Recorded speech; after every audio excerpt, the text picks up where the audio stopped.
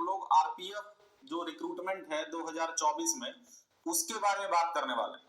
क्या है पूरी जानकारी, क्या क्या इसमें नया होने वाला है, कि पुराना ही पैटर्न चलेगा, ये सब तो हम लोगों को 15 को पता चलेगा।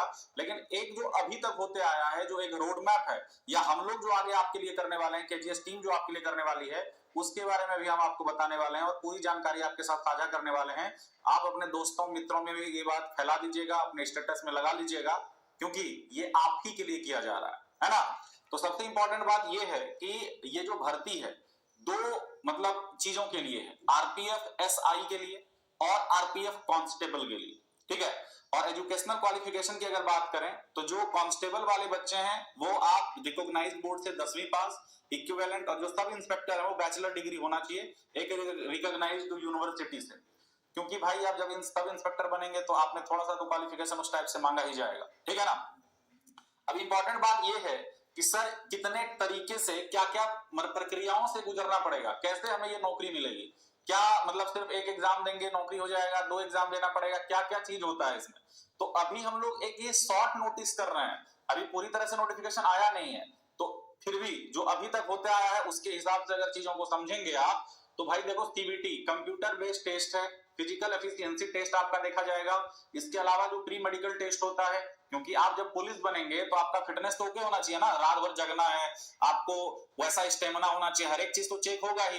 भाई कभी चोर अगर भाग रहा है तो उसको पकड़ने के लिए दौड़ना है, तो दौड़ लगा पा रहे हो कि नहीं, हाई जंप लॉन्ग जंप कर पा रहे हो कि नहीं, जो भी चीजें इसका एक होता है वो तो खैर नोटिफिकेशन आएगा तो देखेंगे, लेकिन एक फिजिकली आपका जो एफिशिएंसी है वो देखा जाता है इसमें, और बाद में डीवी हो जाता है। तो ये प्रक्रिया है, इससे हम लोगों को गुजरना पड़ता है ना। फिजिकल एफिशिएंसी टेस्ट वो है पेट, यहाँ पर क्लियर है ना, बात समझ में आ गई। चलिए खैर, अब अगर हम और आगे आ जाएं तो इसके बारे में थोड़ा सा आइए अमृता मैम से समझते हैं और मिलके समझते हैं कि क्या है।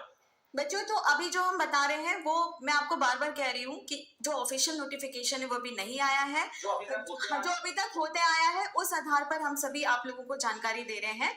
तो सबसे पहले अगर सीबीटी के बारे में बात करते हो, जो कि कंप्यूटर बेस्ड एग्जाम है आपका, वहां पर आपके 120 टोटल मार्क्स के प्रश्न यहाँ पर पूछे जाते हैं, जिसमें आप सभी देख सकते हो कि सबसे पहले है जनरल अवेयरनेस।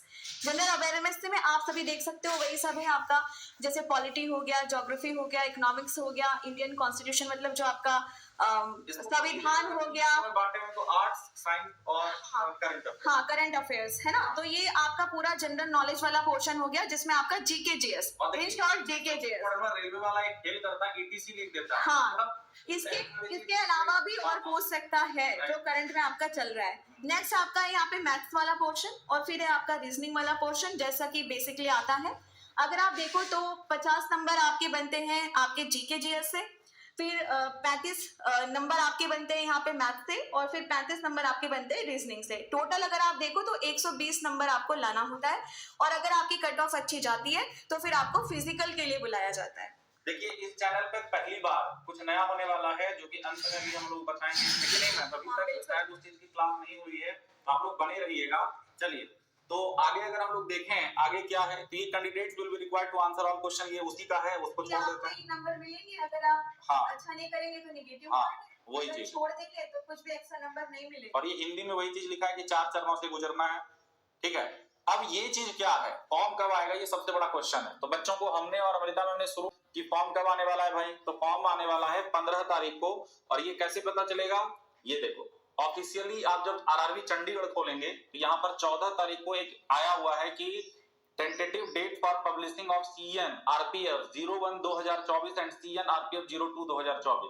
इसको जब आप क्लिक करिएगा तो क्लिक करने के बाद वो इस तरीके से खुल के आएगा, और इसमें लिखा हुआ है कि an indicative employment notice number this regarding centralized employment notice this recruitment of sub inspector and centralized employment notice, जो भी है ये चीजें डिटेल्ड सीएन आरपीएफ का ये जो आने वाला detailed CN will be available, ये कहां तक है, 15 तारीख को है, 15th of April 2024 को आपको आएगा ये चीज 15 तारीख को।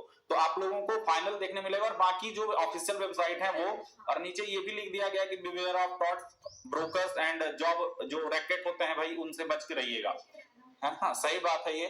तो ये चीजें हो गई, ये पूरा क्लियर हो गया।